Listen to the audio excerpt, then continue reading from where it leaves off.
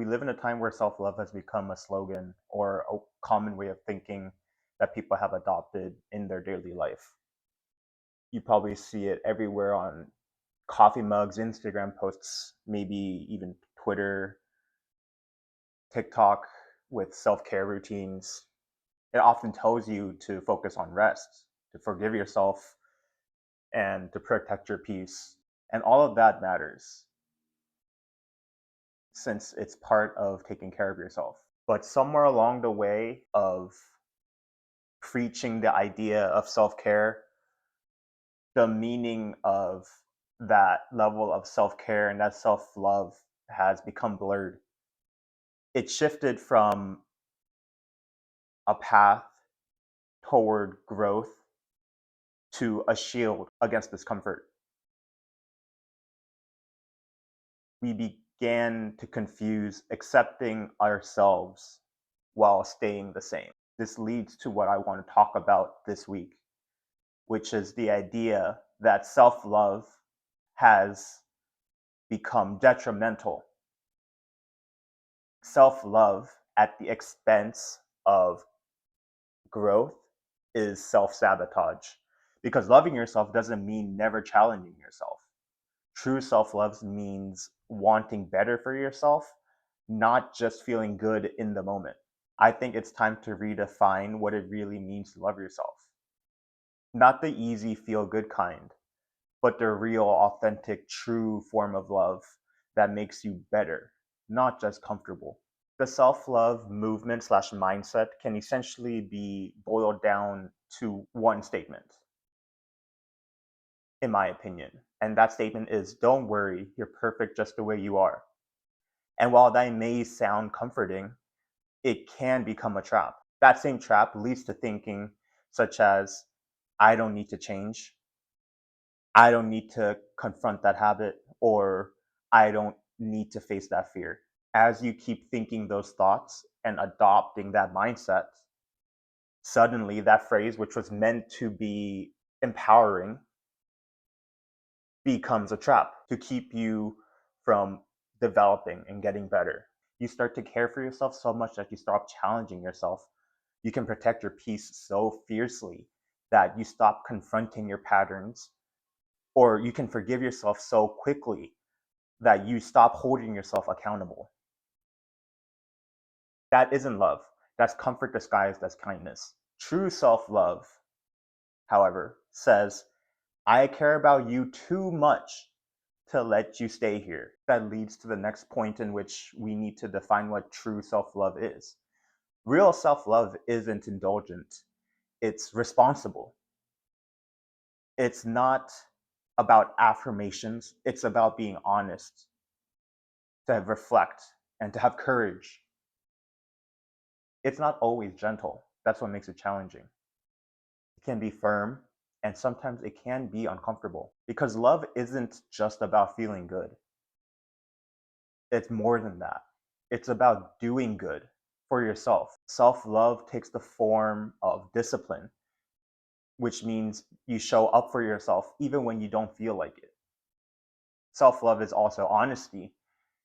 It's looking at your flaws without judgment and giving yourself the intention to grow and to be better. Self love is also accountability.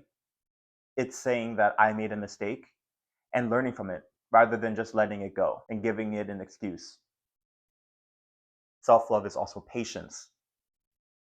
It's knowing that despite all of those things, you are a work in progress and you need to keep pushing forward. Loving yourself is not thinking that you're flawless. It's about loving yourself enough to recognize that you're not and that you need to be better. Let me give you an analogy. Say there is a gardener out in their garden tending to their plants, and their garden is beautiful with a multitude of different kinds of flowers with beautiful colors and a healthy variety and diversity. One day, though, a weed sprouts in the garden. A friend comes along and points out to the gardener, isn't that weed going to harm the rest of your beautiful garden? The gardener rather responds, they're part of the garden too, and I love it. Now, time passes, maybe a couple of days or a few weeks, and the weed starts to grow and spread. It gets bigger, taller, thicker, stronger. Eventually, the weed becomes such a force that it starts taking away the resources from the other flowers and the other plants that were intentionally growing and contributing to a healthy environment. Eventually, the weeds take so much of the resources that the rest of the plants die and wither away. Only after their garden died does the gardener realize that their idea of acceptance was actually neglect, had mistaken that level of acceptance and love for avoidance. Self love works in much the same way. If you never pull the weeds, like in that story, your bad habits, your fears, your flaws, your excuses, they start taking over. The very garden that you're trying to cultivate and preserve start to wither. A common phrase you've probably heard is to love yourself unconditionally. The lesson I'm delivering here is not opposition of that statement. It's merely a change in perspective. Undoubtedly, you deserve compassion no matter where you are in life. But unconditional love does not mean unconditional approval. If you're working with a child and that child makes a mistake, you wouldn't stop loving them. You wouldn't withdraw your love for them. But you also wouldn't ignore their behavior. You teach that child, you guide them, you hold them accountable so that they become better and they grow. But you do all that effort because you care for that child's well being and that child's development. That same line of reasoning is how healthy self care should work. You can say, I love myself and I deserve a better version of me. That is compassion. That's challenge. And you're allowing yourself grace and growth, comfort and confrontation. Should you be proud of your achievements and progress that have made you the way you are? Absolutely. You made it this far. But my point is, why stop yourself now? Loving yourself unconditionally doesn't mean you never expect more from yourself. It means you can love yourself through the process of becoming more. It's important to note that a key part of this lesson, or this topic rather, is that growth and love are not opposites, they're partners. Love gives growth direction, and growth gives love depth. When you love yourself, you create the foundation for growth because you believe you're worth improving. When you grow, you deepen that love because you see your own strength. But when self love becomes one sided, meaning it's only focused on comfort, it stops being a nurturing force and it starts becoming a numbing force. It's shielding you from the pain that would otherwise lead to progress. And you can't build a meaningful life in a comfort zone. Growth, on the other hand, asks you to be uncomfortable. It asks you to look in the mirror and say, this part of me needs work. That isn't self hate, that's self respect. You're holding yourself accountable and telling yourself, I respect myself and I want myself to be better, so I need to tell myself that I need to work on this. You're not you're not turning a blind eye to your own flaws.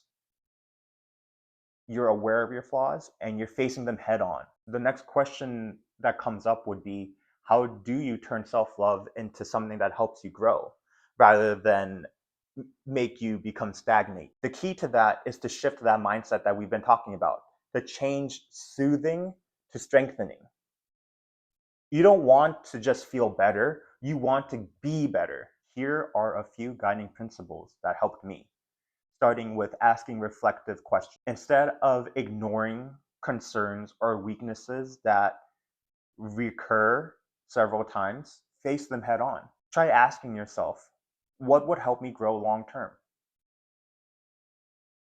An example of this is maybe you've had several friendships or relationships come to an end, and you hear similar things from those interactions. At a certain point, you need to start accepting that maybe you are the common denominator. Be critical of yourself and really think honestly, am I the one that's making the mistake or is it them? Don't do that which is easy or feels good. Instead, seek out what is difficult. This mind shift changes everything. Holding yourself accountable and being honest with yourself. This leads to the second guiding principle that helps me, and that's practicing radical honesty. Look at your habits, your relationships, your mindset, and ask yourself, is this helping me grow or is this holding me back? Have you gone through similar experiences multiple times? Maybe it wasn't them. At a certain point, you might have to accept that you were the common denominator, and maybe it was you. It takes courage to admit that when your comfort is holding you back. That leads to the next guiding principle, and that's to love through accountability. Hold yourself responsible in a kind way. Instead of saying, I'm a failure, it's my fault, say, how can I be better tomorrow? That way, it doesn't become self punishment. You become a source of support for yourself. The next guiding principle, redefine self care. The whole point of this video. Sometimes self care does mean take a nap. Sometimes it means having a hard conversation. Sometimes it means saying no to preserve your self peace or to preserve your mental health. But sometimes it means saying yes when you're afraid. True self care asks, what will help me become the best version of myself? Just like any kind of growing pain, adopting this mindset shift is going to be hard and it's going to hurt. Growing requires emotional honesty, and that means learning to regulate how we respond to what we discover about ourselves. When you start looking at your flaws or limitations, discomfort will inevitably happen. You may feel guilt, embarrassment, frustration, shame. Feeling this way is normal. In fact, feeling this way is the first step to getting better. Emotional regulation is how you face those emotions instead of running from them. I have a video talking about emotional regulation and emotional identification that does tie in here. What does it look like to practice emotional regulation? When you start feeling shame, remind yourself that that does not define you. That shame you're feeling is merely pointing you towards the direction of change. When you start feeling fear, remind yourself that it's proof that courage is trying to come out. When you feel frustration, see it as energy that you can use to fuel your progress and not sabotage it. Self love means learning to hold space for these emotions while still choosing growth. At its core, love wants what's best for the one it loves. So when you truly love yourself, you demand more from yourself, not out of shame, but out of respect. Growth is how love matures.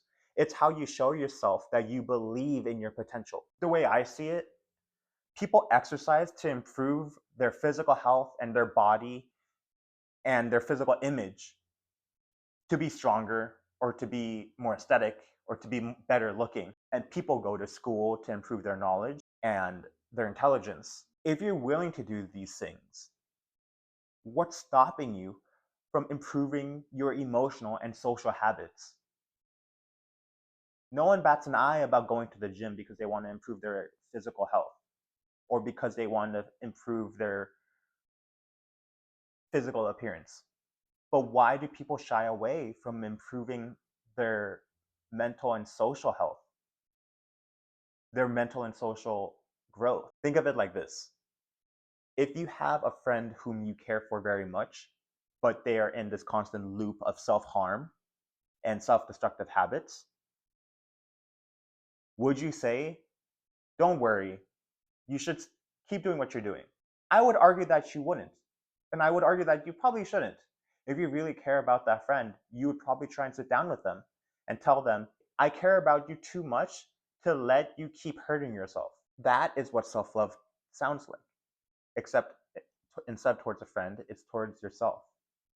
It's inward. It's about saying that I accept who I am, but I refuse to stop here. I think the hardest part of practicing this mindset shift from self care being self sabotage into seeking self improvement is trying to find that balance between acceptance and aspiration. What I mean by that is trying to find the balance between recognizing which of your habits, which of your characteristics, and which of your faults need to be changed and fixed versus which are truly just part of you as an individual. Finding that balance and identifying that is the hardest part of this. What helped me personally in determining what I need to change or what I need to accept is just how I am is I look at that characteristic of myself or I look at that habit or that flaw and I ask myself, are my actions harming others? Are my beliefs harming others? If the answer is that my belief or that characteristic is harmful to other people, then that's where I draw the line. That is something I need to work on and fix. But if I look at that characteristic honestly and it's not harming someone, it's not annoying someone, or I'm not a detriment to someone, then I accept that maybe it's okay to let it go. You need both. Acceptance is the foundation, acknowledging that you're worthy of love right now and not when you're fixed. Aspiration is your direction, your desire to become more aligned, more disciplined, and whole. Acceptance without aspiration leads to stagnation. That's when you get in trouble, and that's when you start getting too comfortable and not wanting to change. But aspiration without acceptance, that leads to self hatred. All you see are your faults, all you see are your inadequacies and your limitations. But if you don't have that acceptance of yourself, that means why would you want to try and fix those things? You just hate those things about yourself. That's why you need both. You need to accept yourself the way you are, but you need to also have the aspiration to become better. Self love is that bridge between those two ideas. To accepting yourself the way you are and the characteristics of yourself that define you who you are. Aspiration is you looking to yourself in the future, knowing that you can be better and hoping that you can become better. Once you combine those two, that is what self growth ends up becoming. Take accountability for your faults. Life is hard as is. Sometimes life can suck. But why don't you take control of something that you have the ability to control? A lot of what makes life hard are the things that we can't control. But you can control yourself. You can control your habits. You can control how you think, how you act. Why not take advantage of that and use that power to control it? Doing things for the sake of self improvement is undoubtedly hard. Just look at my previous examples. Is going to the gym easy? Is exercising easy? Is eating a healthy diet easy? is studying and trying to get good grades easy? I like to tell myself to do things that are hard because they're hard. You are worth that effort. Something I like to tell myself in Korean to help me through this is 할 수 있으니까 노력해야 돼. Because you are able to do it, you need to try. It's a different problem if you're just not able. What I mean by that is it reasonable or is it possible for me to work on trying to breathe underwater? No, I can't grow gills. No matter how hard I try, I can't ever be able to breathe underwater. So trying to put effort into something that I can't do, that's unreasonable. That doesn't make sense. But being more patient, being better at communicating, being more caring, now those are things that I can work on. 할 수 있으니까 노력해야 돼. Those are things I can do, so I need to try. We can be better. True self-love isn't just about protecting your peace. It's about building your power. It's about building yourself as an individual. It's about being honest enough to say, I deserve to rest, but I also deserve to get up. I accept myself for the way I am, but I also deserve to be more. I love who I am, and I'm becoming who I'm meant to be. So remember this: self love at the expense of growth is not love. That's avoidance. Real self love is brave enough to confront discomfort and fear. You're strong enough to seek change and gentle enough to believe that you're worth the effort. You don't have to choose between loving yourself and improving yourself. The truest form of love is the one that helps you grow. Thank you for watching this week. Let's build a community together so that we can hold each other accountable. You're worth the effort. You can be better. We can be better.